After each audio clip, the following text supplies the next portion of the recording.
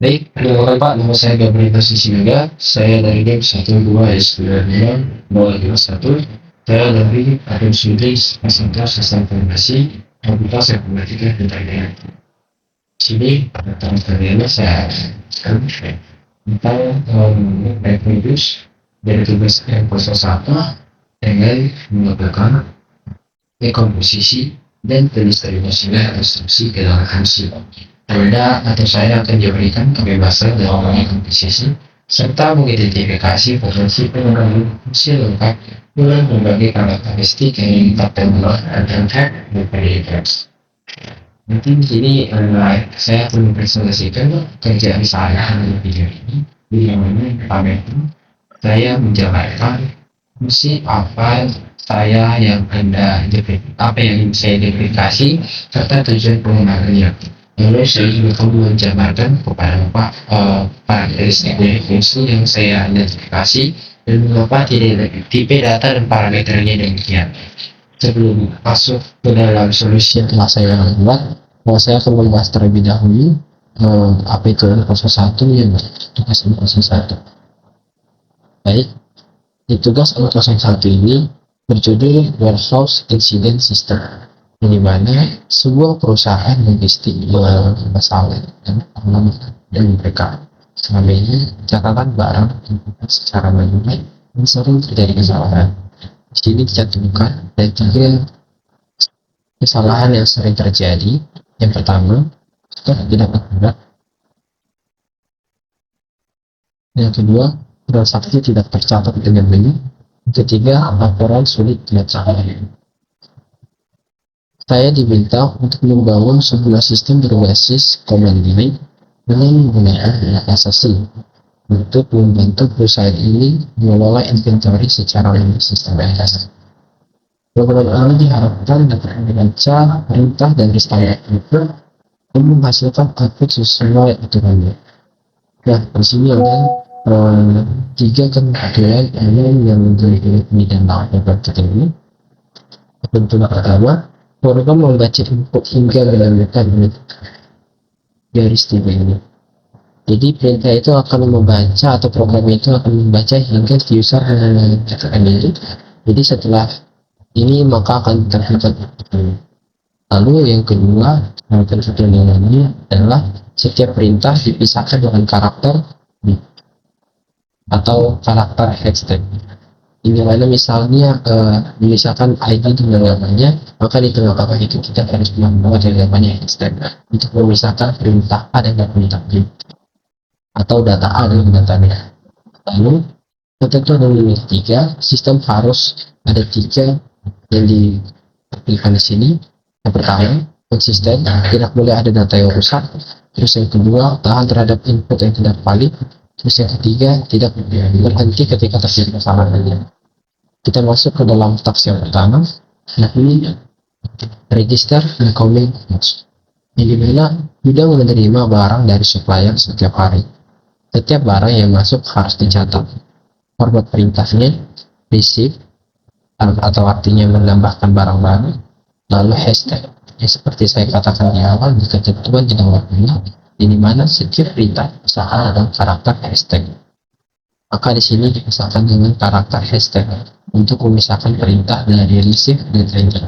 Lalu ada name, quantity, price. Lalu dia mengatakan ini adalah melakukan seluruh barang sesuai ingatan masuk atau aktivitas yang dilakukan user. Lalu aturannya di sini ada yang pertama, receive akan menambahkan barang dalam sistem kita. Jika di program perintah ini akan receive, maka dia akan menambahkan barang dari yaitu ID-nya dengan quantity dan price. Lalu aturan yang kedua, setiap barang unik itu dia berdasarkan ID-nya. Jadi penentu dari barang-barang itu adalah ID-nya. Kemudian ketiga, aturan yang ketiga, data yang disimpan itu adalah yakni ID, name, quantity, dan price. Lalu aturan yang keempat adalah report. Di mana report ini akan menampilkan semua barang sesuai dengan masuk atau aktivitas yang dilakukan si user tersebut. Jadi format outputnya yang diharapkan atau yang ditampilkan nantinya adalah dimulai dari ini. Kenapa receive nilai output? Karena receive itu kan adalah semua fungsinya yang menggunakan barang-barang di dalam sistem. Dan yang tadinya menjadi stack, dia akan berubah menjadi dalam API. Jadi setiap data atau setiap perintah yang diinput oleh user akan berubah menjadi sebuah API. Kita lihat di sini contoh inputannya. Contoh inputannya blok pertama atau perintah yang pertama itu user artinya dia memasukkan atau menggunakan barang baru dengan ID di 001 dengan ID ini unik dan diketahui itu ditampilkan oleh user, lalu dengan namanya keyboard dengan kuantitinya 10 dengan price-nya 150.000. Lalu blok kedua atau inputan kedua user adalah receive, artinya menambahkan yang baru. Dan di sini juga dia menggunakan di 002 tidak menggunakan di 001 alias dia menggunakan atau menambahkan barang baru di dalam sebuah dengan namanya mouse dengan kuantitinya ada 5 dengan price-nya adalah 50.000. Lalu report dengan menempelkan log 1 dan 2 atau perintah 1 dengan perintah 2 ini. Lalu garis 3 ini yang artinya untuk mengakhiri atau membatasi di program ini untuk menerima yang baru. Nah, di sini contoh outputnya seperti yang sudah kita jelaskan di awal. Maka output yang diharapkan adalah yang keluar itu pertama ID-nya sesuai dari pertama si user tadi, yang pertama ID. Lalu hashtag tadi akan diganti menjadi IP pada di sini untuk memberikan data A dengan data B, lalu kuantitinya 10 sesuai dengan metode hitungan user, lalu 15. Begitu juga dengan yang di 002 dengan namanya juga mouse, kuantitinya 5, dan price 50.000. Lanjut kita ke task yang kedua. Task 02 adalah handling statement errors, yang dimana masalah mulai muncul ketika terjadi pengiriman uang barang. Beberapa kasus yang terjadi, yang pertama barang yang sudah melebihi stok, yang kedua barang tidak terdaftar, dan yang ketiga jumlah transaksi tidak masuk akal.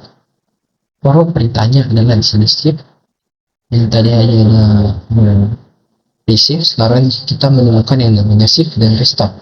Yang dimana di aturannya sudah dijelaskan di sini. Di aturan pertama kita katakan bahwa shift itu adalah mengurangi stok barang dan restock untuk menambah stok barang. Di aturan yang ketiga, jika barang tidak ditemukan maka diabaikan. Di yang kedua itu ada quantity, ketika kecil atau sama dengan 0, artinya kalau misalnya intinya itu udah habis atau belum, kan nggak mungkin ada barang yang bisa, jadi maka dia akan diabaikan. Lalu jika stok tidak cukup maka diabaikan. Oh ya, ini quantity negasi dari juga memungkinkan, karena di fungsi saya mau ada yang bisa. Lalu masuklah kita ke contoh pembuatan yang diberikan dari program basic, artinya menambahkan dengan ID dan asas itu.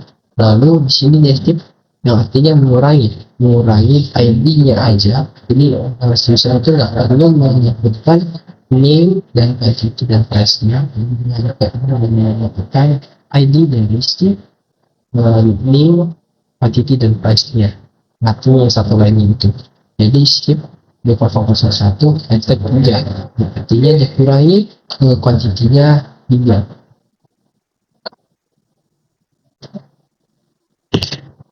Lalu listrik lagi D001 hashtag 20, berarti yang dari 10 dikurangkan menjadi 7, lalu dikurangi lagi 20, lalu menjadi ya. Nah,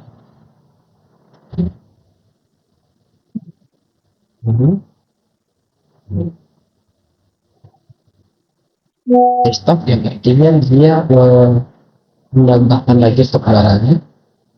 Stok barangnya itu ditambahkan menjadi 5, lalu dilipat, artinya ditambahkan lagi hasil dari yang ditambahkan oleh user. Jadi kan sebenarnya fungsi restock yang sebenarnya dia hanya seperti kayak operasi aritmetikanya aja, Jadi makanya kita basic ini, tapi kuantitinya dan price-nya itu hasil dari operasi yang menentukan ini tadi. Lalu contoh betul seperti biasa di, dipisah oleh tanda kutip. Lanjut kita tetap sel 03 yaitu adalah data audit log system, di mana manajemen ingin mengetahui apa yang sebenarnya terjadi di bidang. Setiap aktivitas harus tercatat untuk ini. Format perintahnya audit hashtag ini seperti sebelumnya tetap dipisah dengan pada hashtag. Lalu aturannya di sini, setiap operasi yang berkaitan dicatat receive, save, dan restart. Jadi hanya tiga inilah yang dapat berhasil atau operasi yang dapat diterima oleh si program itu. Lalu aturan yang kedua, ID log bersifat global dan internal. Yang ketiga, audit. Janganlah di tax 03 ini dia lebih ke arah audit. Artinya, dia akan menampilkan data laran dan seluruh log terkait dengan tersebut atas memilih history yang telah di ikut sertakan Steve barang tersebut. Jadi misalnya kalau tax ini ada Steve Restart ini, yang juga ditampilkan karena itu juga menggunakan history dari operasi yang berhasil yang dipublikasi. Coba ini urutan log itu adalah ada kejadian yang tidak akan berlalu. Urutan lognya kita urutan kejadiannya itu. Kita lihat contoh ikutannya. Yang pertama user itu receive, dia menggunakan ID B001. Lalu di restock artinya menambahkan lagi barang di ID B001 itu yang dia setiap akan mengurangi ya fungsi berlaku di B001 lalu audit B001. Artinya semua histori yang di dalam PGB B001 akan dilakukan pencatatnya. B001 tidak 12 lagi ini adalah receive tadi dan juga ini merupakan hasil dari operasi yang berhasil ya lalu di audit yang pertama 127 ini merupakan history log atau log yang terkait dengan tersebut. Sebetulnya kan ada stock dan stock receive stock di sini. Oke, karena kita sudah hasil atau sudah menjelaskan soalnya, kita akan coba membahas contoh soalnya yang barusan dari contoh kita satu ini. Kita coba langsung meja.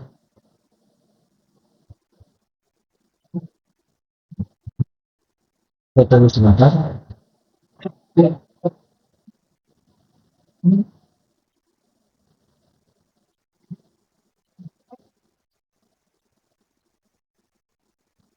Oke, ini kita sudah berhasil sampai. Oke, sepertinya ada kesalahan, saya akan coba perbaiki sebentar. Saya sudah memperbaikinya. Ternyata di sini saya kesalahan sedikit.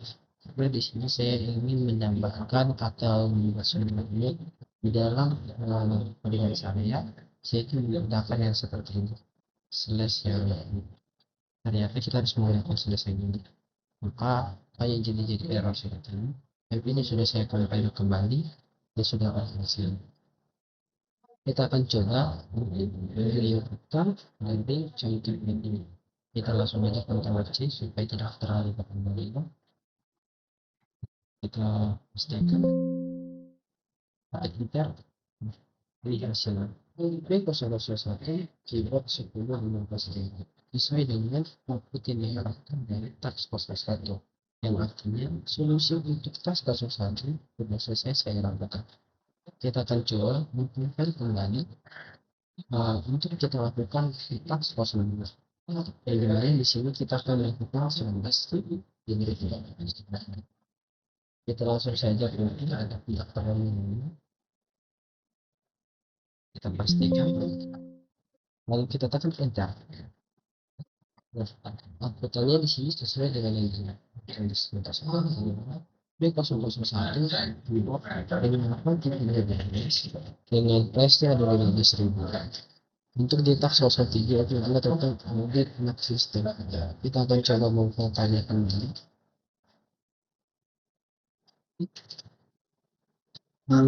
di audit ini kita ada tentang market itu dia menampilkan data barang dan seluruh terkait dengan desa. Kita langsung saja poin transaksinya dulu.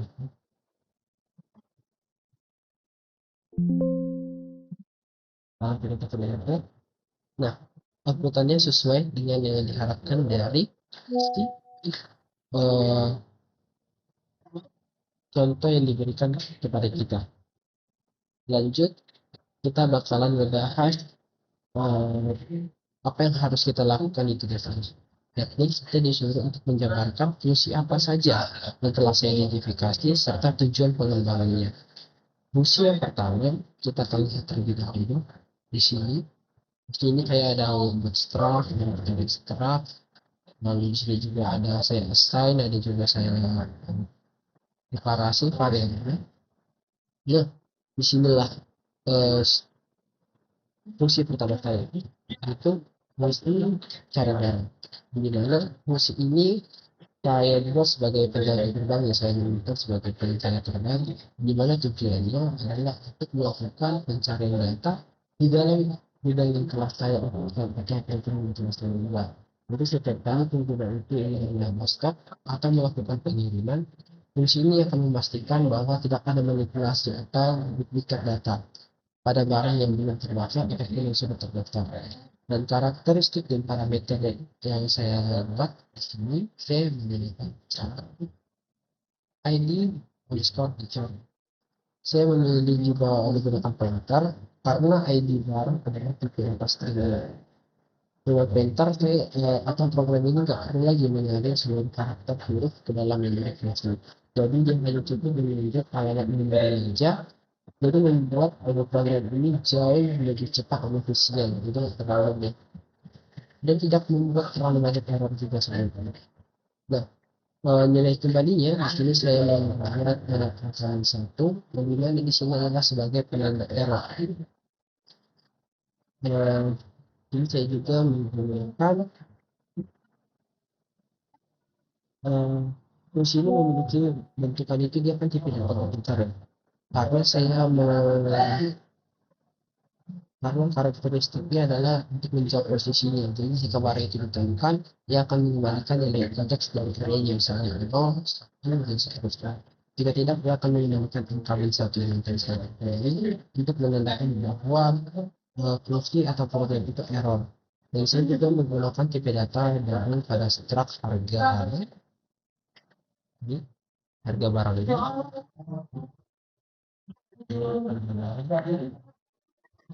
untuk mencegah hilangnya presisi yang dinilai di semua gitu. Misalnya karena jadi dia nggak hilang. Lalu fungsi yang kedua adalah poin duduk catatan. Tujuannya fungsi ini bertujuan untuk memusatkan beberapa pembelajaran terhadap saya menerapkan tanpa fungsi ini saya kalau misalnya fungsi ini kita harus mengulang untuk ulang menunjukkan perubahan wilayah di setiap kondisi receive, stick dan restart yang berulang. Yang tentunya ini juga membuat ada sedikit rancu atau mungkin kesalahannya itu juga jadi dengan adanya fungsi ini kita jadi lebih gampang dan lebih terstruktur. Jadi fungsi ini bertipe void karena karakteristiknya memiliki perintah langsung ke variabel global tanpa perlu menggunakan nilai perhitungan apapun ke persiapan. Parameter yang dimintakan saya spesifik itu adalah char perintah global untuk mengetahui barang apa saja yang disitu. Dan juga char perintah untuk tulis transaksinya dan integer jumlah untuk besaran mutasinya. Begitu dipanggil, ia otomatis membuat unit yang selalu bertambah. Dan fungsi yang ketiga adalah tampung jawaban. Tujuan fungsi ini saya membuat itu sebagai aktivatornya atau penonton selanjutnya. Jadi setiap kali perintah report atau audit dieksekusi, sistem ini tidak akan langsung memanggil print. Jadi dia menyimpan terlebih dahulu untuk sementara. Lalu karakteristiknya dia juga mencetak, tapi dia lebih ke mencetak data itu supaya menulis tugas string itu belum script. Lalu dengan perintah string itu ke parameter char, pointer kalimat, ke fungsi tampil jawaban ini. Di fungsi tampil jawaban ini kemudian dia bertujuan mengambil rangkaian kalimat tersebut dengan array yang berisi nama dipanjangkan secara begini. Barulah ini maka semua fungsi yang saya gunakan itu hanya tiga yang sudah saya jelaskan bagaimana cara pengerjaannya. Lalu ini adalah fungsi utama saya. Fungsi utama saya. Jadi dia jauh lebih kompleks, dia jauh lebih simpel karena kita menggunakan tiga fungsi yang menggunakan untuk bertujuan untuk kita terjadi verifikasi data dan juga menggunakan risiko dalam melakukan pencatatan data. Dengan hal ini kita identifikasi agar mendapatkan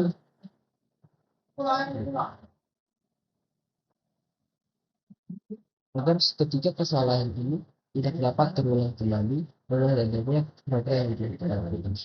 Jadi setelah saya menjelaskan fungsi apa saja yang telah saya lakukan atau yang telah saya identifikasi, begitu juga dengan kebenarannya, dan juga contoh dari setiap Excel, maka saya dapat mengatakan bahwa solusi yang telah saya berikan telah berjalan dengan tersebut. Sekian dari saya, Gabriel Lucius Lagas. Terima kasih.